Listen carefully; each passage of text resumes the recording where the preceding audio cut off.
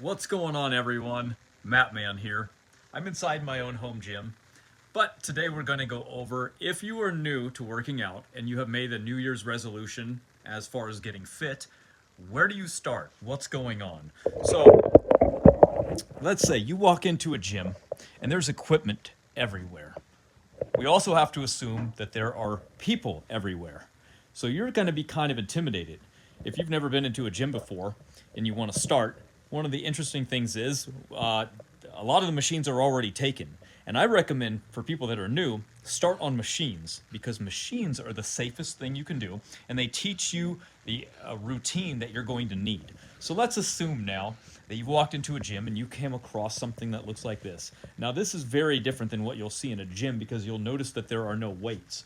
This is because it is a machine that is designed for rehabilitation and this is an error.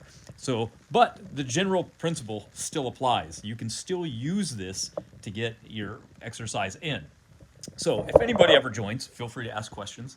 And when you get into fitness, if you haven't done this before, you might have a lot of questions. You might say like, well, where do I place my hands? How many reps should I do? How many sets should I do? Don't worry about any of that. You're new. Don't jump into this. Because you can move a lot of weight doesn't mean that you should. Just start nice and light. Hey, redefine living. Just start nice and light. Take it easy. Relax. This is a lifelong process of where you're want to enjoy this. So it doesn't matter where you place your hands when you start. That's for advanced lifters. How many sets should you do? You're brand new. Just start out with 2 or 3. Take it easy. You don't need to jump into this and do 20 sets. You're going to regret that tomorrow anyway, especially if this is your New Year's resolution and you want to get fit. You're not going to enjoy the gym at all, especially when you go home and you're sore for like a week and you don't see any results from it. So take it easy, take it slow. There's no rush. You'll learn as time goes on.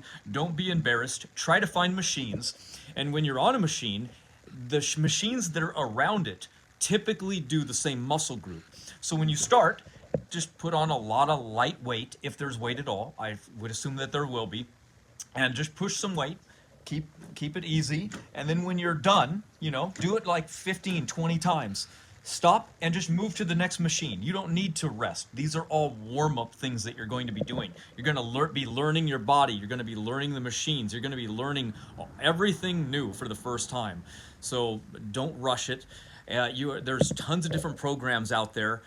A lot of personal trainers will help you in the very beginning, but then you don't need them after time. And what I mean by that is a personal trainer will set you up on what you need to know, how to use a machine or how to get fit, like with their program. There might be a drop set, a pyramid, a static hold. These don't matter. Basically, they'll say, you need to change your routine up all the time. Not really. The squat is the ultimate thing for legs. You're not going to improve the squat. You don't need to replace the squat. You don't need to stop doing the squat. You're always going to be doing it in one variant or another because it's the best. So all you will change is the weight that you're doing and the reps you are doing. Sure, you can do a 1 week of pyramids or a static hold, but it's not going to replace the squat. Oh, I'm sorry. You're always going to be doing bench press. You're always going to be doing military press. You're always going to be doing the major exercises, the dips. All of them you always do. Okay? So don't fall for a lot of the tricks that are out there like we'll sign up and we'll change your program on you every month. You need us. Just sign up in the very beginning. Use them to teach you how to use the machines. Yeah, don't forget pull-ups.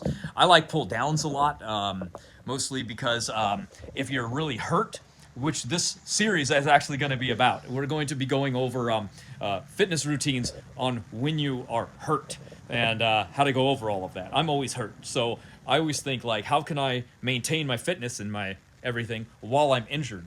And a lot of people in their 20s and 30s, they don't need to warm up. They're oftentimes not hurt or they recover really quickly. But when you're in your 40s and 50s, like I am, you have to be careful because you need to stay training so that you can compete. You got to do something, right? So, let's say you have a machine right here and it's perfect for pull downs. And there's one thing that you're going to need, like let's say that you hurt your wrist or your elbow and you can't do it. Well, a gym will have something that looks like this. It's just an attachment, and these attachments are great because they allow you, when you're injured, to improvise and think of ways how you can do something.